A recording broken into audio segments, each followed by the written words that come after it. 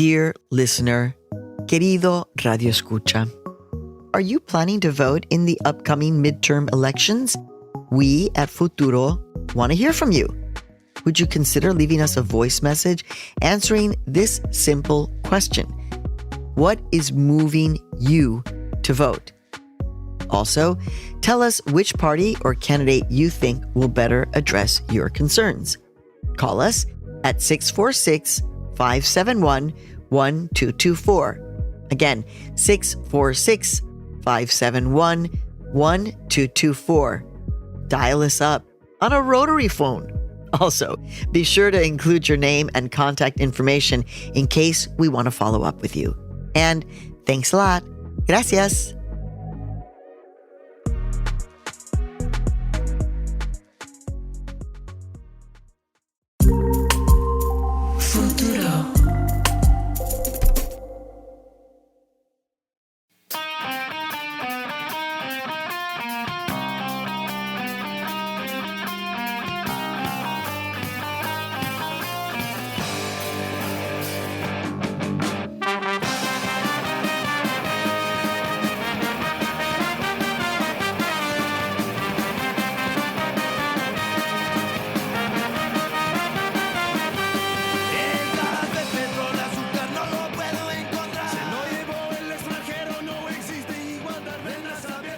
From Futuro Media and PRX, it's Latino Rebels Radio, and I am Julio Ricardo Varela, and yeah, here I am. Listen, as you know, Latino Rebels is part of Futuro Media, and we're super geeky and busy as we get to the midterms, which are happening in about less than 2 weeks. And one of the things that we did this year for the first time, thanks to funding from the Walton Family Foundation, is we were able to conduct our first battleground state poll of Latino voters. Like, this is historic. And so if you are a follower of Latino Rebels, you can go to latinorebels.com, because you also get a byline from me. I actually wrote the first story about the poll, and we're going to have other stories pre-election and post-election. So in the spirit of talking more about this poll, because this is kind of a big deal for us, we've invited the principal, the author, the person who helped us create this poll. He is based in Chicago. Do you want to introduce yourself, fabulous guest from Chicago, and what you do and who you are? Yeah, for sure. So it's great to be here. Like, this is an awesome project. We don't really see enough of this, so I'm glad we got to work together on it. My name's Gustavo Sanchez, based in Chicago. I'm the principal at IZQ Strategies, which is a new firm created to really dig into Latino opinion, both in the U.S. and in Puerto Rico, actually.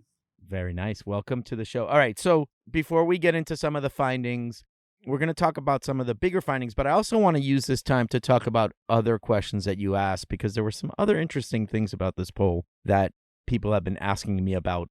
They've been sending me Twitter DMs and like, what else is here? And I'm like, read the crosstabs. But anyway, set the stage. What did we do? What did we do together so people know like what this poll is all about? Yeah. So, our goal was to survey likely Latino voters in the states of Pennsylvania, Georgia, and Florida. We chose these states because they're states with large Latino populations and places where, both parties are essentially competing for Latino votes, and depending on how many they get, the outcome could go either way. Folks were talking about how Florida isn't necessarily a battleground state. I think the way we were thinking about it is it's definitely a battleground in terms of the Latino vote there, because Latinos are definitely up for grabs by either party, and the Republicans are ahead, but if Democrats put in more time and effort over time, they could actually see gains. Yeah, so let's stay here. That is right. I mean, I actually think, like you said, we talk about Florida, Georgia, and Pennsylvania, and I think each of the states provide a different outlook.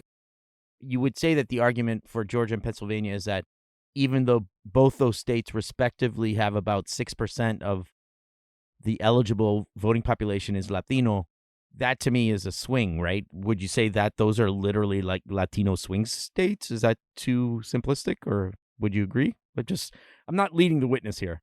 No, You wouldn't agree? I don't think it's too simplistic. I think that Oh, no, okay, so you do agree, but it's not too simplistic. Okay, good.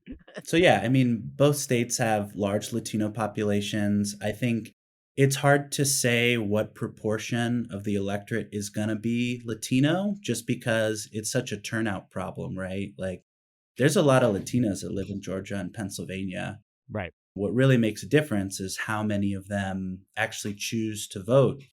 And that has a lot to do with, their awareness of the parties, how politically engaged they've been, how much outreach each party is doing, especially for new voters who've never voted, voters coming from other countries or even from, Puerto Rico. Like, unless a party introduces themselves, then, it's unlikely they're going to show up, but somebody has to do it first.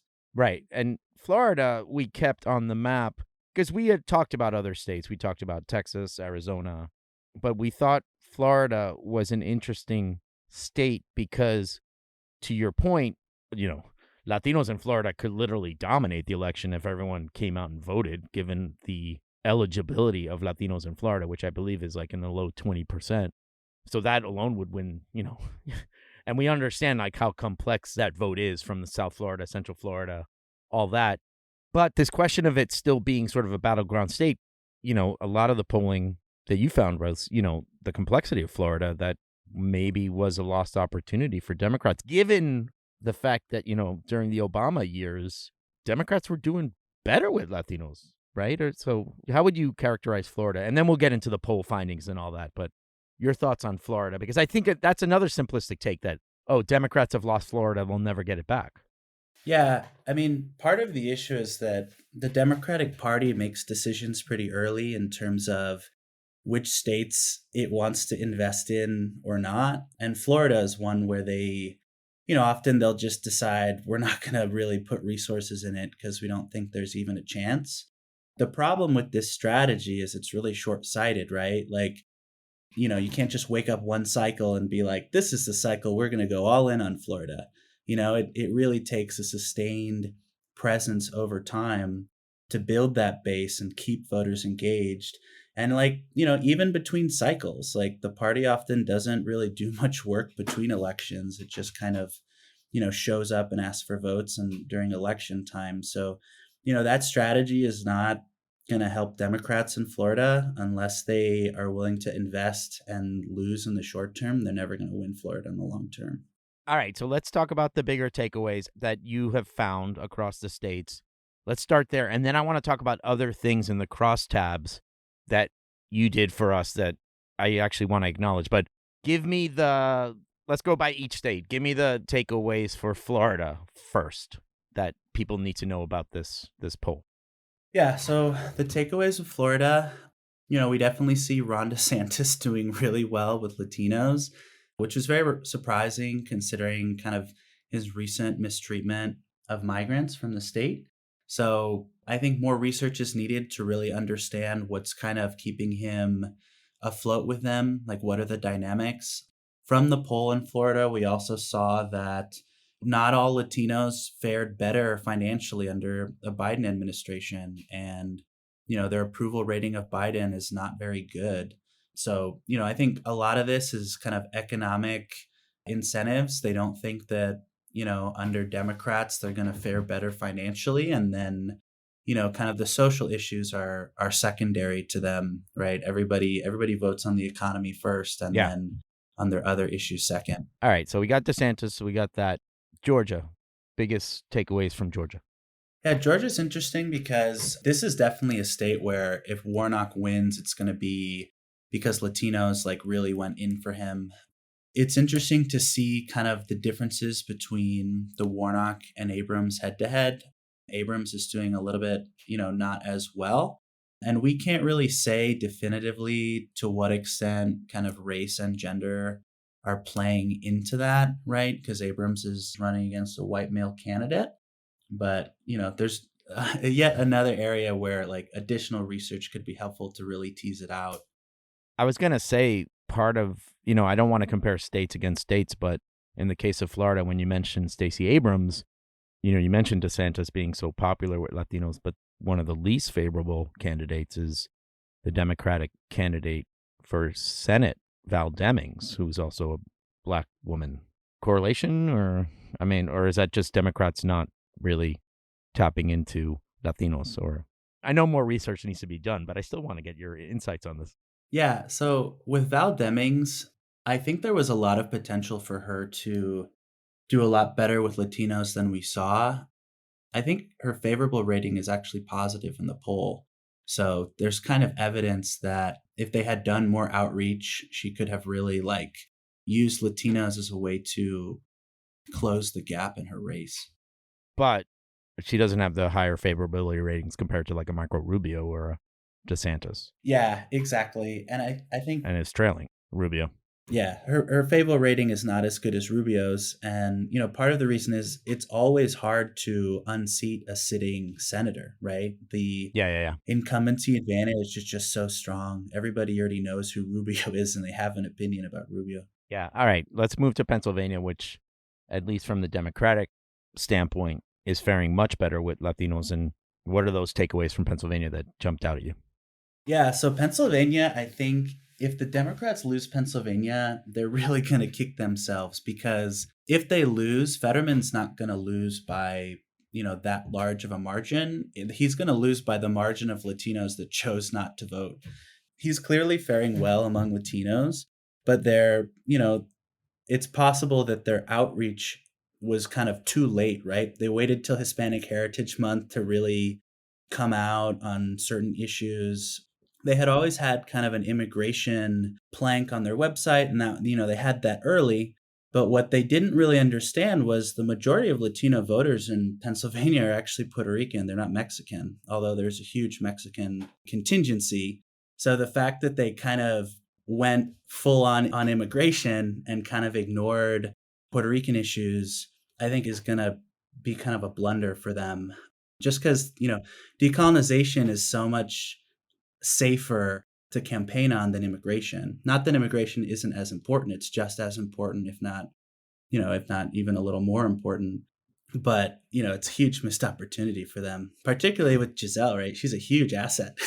Yeah, his wife, who's Brazilian, right? But let's stick on that, because you also asked issues. One of the things is, and I want to get to some other questions that I didn't cover in my story that I wanted to talk to you about. But let's stick to the issues. The other question about issues that if a candidate took a stance on a particular issue, it would make the respondent more likely to vote for that candidate. We purposely, because we are Futuro Media, Latino Rebels, and other things, and, we purposely added the topic of decolonization for Puerto Rico regarding, whether it's a state or independent or whatever, because it's one of those issues that, at least in covering Puerto Rico, matters, right? So you have plenty of Puerto Ricans in Florida, right? Over 1 million who can vote. You have a very strong Puerto Rican community in Georgia, and I would argue a super strong Puerto Rican community in Pennsylvania that's been there for generations. Talk to me about some of those issues, and was it a lost opportunity for Democrats or even Republicans to kind of take advantage of those? Yeah, so let's start with Pennsylvania real quick. So Pennsylvania, of the states, is going to have, of Latinos that are going to vote in this election, the proportion that are Puerto Rican is largest in Pennsylvania. So we tested a lot of issues. We did some... Yeah, you're saying the proportion in Pennsylvania is higher even though there's more Puerto Ricans in Florida. Right. That there's an outreach problem in Florida with Puerto Ricans. I just want to make that clear. Yeah, exactly. So of the Latinos that will vote in Pennsylvania, a larger portion are Puerto Rican than in Florida, just because Florida has such a diverse Latino community from various, nationalities and backgrounds. So if we look at Pennsylvania, well, I guess first of all, let's just talk about the issues we tested. So we tested 6 issues. We did some that people test often, like healthcare and abortion. Our healthcare was framed as public healthcare for everyone. So that's without saying Medicare for all. We kind of took that most left position just to see how they would react. Abortion was about codifying Roe v. Wade into law. Energy was about publicly owned energy that was cheaper for all consumers. Decolonization was a choice between statehood or independence for Puerto Rico, but also the other U.S. territories. And then we asked about additional funding or support for bilingual schools. And then our immigration was also a very, very left proposal. It was the idea that we would give citizenship to anybody who wanted it that had not been convicted of a violent crime. So that is also, a fairly left reading of what's possible in that issue area. So you mix all that, then how does it come out per state and as issues that would influence someone's vote? Yeah. So obviously we found in every state that healthcare and abortion are, top issues. Abortion is kind of consistently fairly polarizing. So, that's one that Democrats chose to go all in on, which, I think is an important choice. But potentially by the lack of diversifying the issues that they were running on, they could have kind of turned off some Latinos that they could have won back with some of these other issues. So if we look at Pennsylvania, we see that like 60% of Latino voters would be more likely to vote for a candidate who had expressed support for decolonization. So that's, a huge missed opportunity there. That's a huge block. Only 15%. That is a huge, that's a noticeable difference. It's a lot. Yeah. It's actually more than abortion in Pennsylvania, right? Among Latinos, only 57% said that they would be more likely to vote for a candidate in Pennsylvania who wanted to codify Roe v. Wade into law. So we see among Latinos, it's actually stronger than abortion, although among other cuts of the electorate, it would probably be the reverse. Healthcare was top. So always talking about providing healthcare is good. Bilingual schools, I like this one because there's so little opposition. It's something you can talk about and nobody is going, a very small slice of Latinos are going to actually oppose that. So it's one of the issues where it's just only positive impact on your chances of winning the election. So that's Pennsylvania. Yeah, Pennsylvania. So what about the other states, Georgia and Florida? Let's start with Georgia. So Georgia, we also see healthcare, energy, abortion being top. I think what's really notable in Georgia is that there's huge potential for backlash if you're focusing only on abortion. It was 34% of Latino voters say that they would be less likely to vote for a candidate who wants to codify Roe v. Wade into law. And then if you look at bilingual schools in the same state, it's like 44% would be more likely to vote for a candidate who supports that. And only 19% would be more likely to oppose a candidate that supports that. So it's also a safe issue. And then in Georgia, decolonization is the safest issue. Only 16% of Latinos would be more likely to vote against a candidate that supports it, whereas 43% would be more likely. So nearly half would be more likely to vote for a candidate that's supporting it and talking about it. And then Florida, and let's just wrap it up with Florida because I want to get into other parts of the poll. But what about Florida, like in terms of the issues? Yep. So it's pretty similar to Georgia. Abortion is very polarizing. It's not a very safe issue among Latinos. Healthcare is safe. Decolonization is fairly safe, although we saw the highest opposition there among Latinos. That would make sense if you think about it. So, it's a much trickier state. Yeah, I think that would make sense because I think one of the biggest missed opportunities that Democrats have, especially with Puerto Ricans in Florida, is to actually lean into more Puerto Rican like specific issues, even in a post-Hurricane Maria space. And I don't have any polling in front of me, but there is some feeling that people that have moved from Puerto Rico to Central Florida in recent years have actually been more conservative. At least that's just me in my reporting, and might be a little bit more statehood leaning. But you just never know. Charlie Crist and Val Demings aren't really talking about Puerto Rico in their campaign platforms. You know what I mean? As much as they should be. That's just me. I think it's just a lost opportunity. And the reason I say that is that I've talked to so many political operatives in that area. But am I too far off there, Gustavo Sanchez? Your thoughts on that before? Because I do have... No. You're like, no, Julio, you're not too far off. It's all good. No, you're spot on. If you look at the immigration results in Florida, you can see how much more conservative Latinos there are than in the other two states we polled. Well, I think that's part of why DeSantis is actually doing stronger with Latinos, because there's plenty of Latinos in Florida who don't tend to think of that issue as something that is important. Whatever. I mean, I don't want to get deep into that. Read the stories that are coming out at Latino Rebels because our correspondents are writing about them. But listen, just want to focus on a couple of other things that I didn't cover in my story.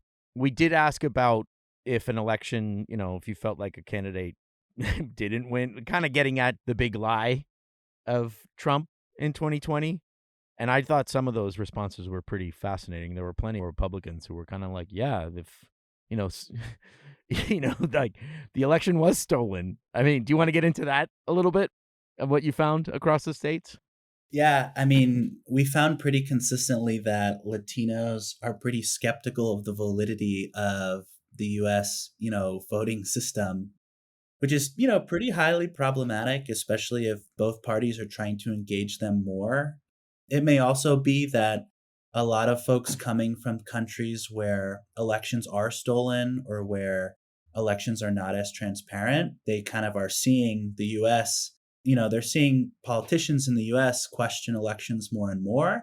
And for them, it's like, oh, like, I know this. I've seen this play before. This isn't surprising. This is what I expect from government, right? So it's really kind of tragic because the US, like, really does put in a lot more scrutiny in terms of how we conduct our elections. And, the fact that politicians are undermining our democracy like this is, it's not great. Yeah, no, I think that was one of the other findings that I probably want to explore a little bit more next week. Anything else from the poll that we asked that you want to share with people about things? I know we asked about labels. I know we asked about voting if you were from your country of origin. Just a couple of last nuggets before we wrap up. Yeah, I mean, I think I just want to touch on our question about which party do they feel represents them the most. Oh, yes. Let's start with that. I totally forgot about that question, and I didn't even include it in the story, but you did put it in the deck. Talk about that one. Yeah, so it's a great question because you can kind of see, like, how Latinos are thinking about the two-party system here. And we're seeing consistently, in Pennsylvania it was 26%, in Georgia it was 26%, and Florida was 19%, that feel like neither party represents them. So when they're voting, it's kind of like, well, how are they making these choices? It seems like it's a combination of economy / like the particular candidate / kind of issues that they've heard about. They're just not as locked into one party or the other as, potentially other voters. So both parties, there's opportunity for them to do work here. It's clear in Florida, the Republican Party has an edge, whereas in Georgia and Pennsylvania, the Democrats have an edge. All right, so we're going to continue to share more of this information.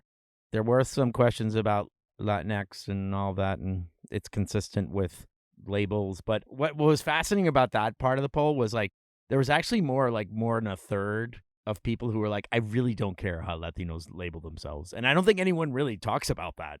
You know what I mean? But it kind of validates a lot of the reporting that I've done, where there is still a significant sector of Latinos who don't really worry about labels, right? Or, I mean, that polling kind of aligned. Yeah. Final thoughts on that? I think it's funny that it gets so much press attention because it's so non-substantive of an issue. It's like, Exactly. like, there are so many other things you could focus on that they care so much more about, yet we're here, like, criticizing people for whatever word they use. Yeah, I get you. Well, Gustavo Sanchez, just want to formally thank you again for authoring this poll. I hope this is the start of many future ones with Futuro. But you helped us create some history in the history of, in Futuro Media. And, Maria Hinojosa was tweeting it out as like, history made at Futuro Media. So thank you. Thank you so much for working with us. Yeah, and thank y'all for the opportunity. I think we need to see more of this, and it was a pleasure to do it. Yes, we do need to see more of this, and we're going to keep at it. Thank you again. Thanks for being on Latino Rebels Radio, and I'll talk to you soon, my friend. Yep.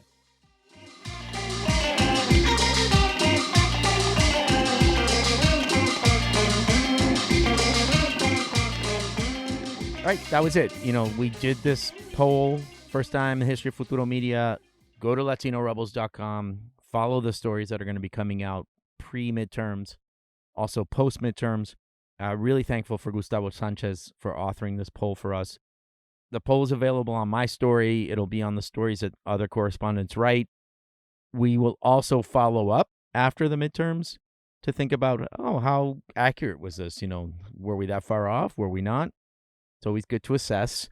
In the meantime, we're very aware that, elections are coming, and we're going to do a couple of things here at Latino Rebels Radio. First of all, we're going to focus on Brazil next week because I'm going to do the final countdown for a second. The final countdown between Bolsonaro and Lula is happening this weekend, and we're going to focus on Brazil next weekend. Then we have a little special on Instagram Live, post-election conversation with Hector Luis Alamo and myself. I think it'll be the day after Election Day to see, how did Latinos do and how did they vote? So we're going to do that on Instagram Live. So follow us at Latino Rebels on Instagram. It's really easy. Latino Rebels, we're there. We got a blue check mark. And then we're going to take a pause. We're going to do something really special because the World Cup is happening.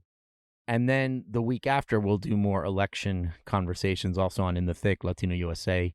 Fernanda Santos, our editorial director, got the whole teams together, and there's going to be a lot of really interesting coverage and commentary coming out of Futuro Media. So follow us, follow Latino USA, follow In the Thick, follow Fernanda Santos, follow Gustavo Sanchez, follow myself, Julio Ricardo Varela, Oscar Fernandez of Latino Media Collective, Hector Luis Alamo, who filled in for me. I really appreciate Hector stepping into the host chair a couple weeks ago. We'll bring him back. And now we're going to get into the next couple of weeks. I think I'm live blogging for MSNBC. So if you want to follow me there during Election Day, I'll be there. So there, rate and review us, share this podcast, and, exercise your right to live in a democratic society. How's that? Go out and vote. Damn it. All right. That's it. And like we always do, we always close out with La Plebe en Venas Abiertas, Julio Ricardo Varela, Latino Rebels Radio. We out of here.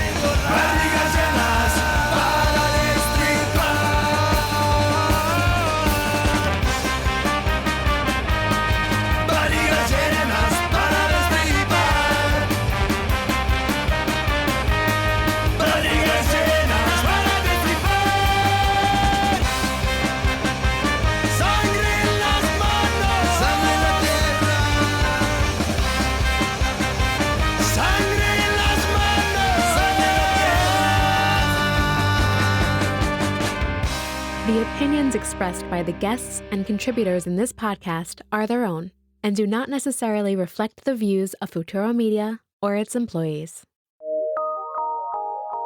From PRX.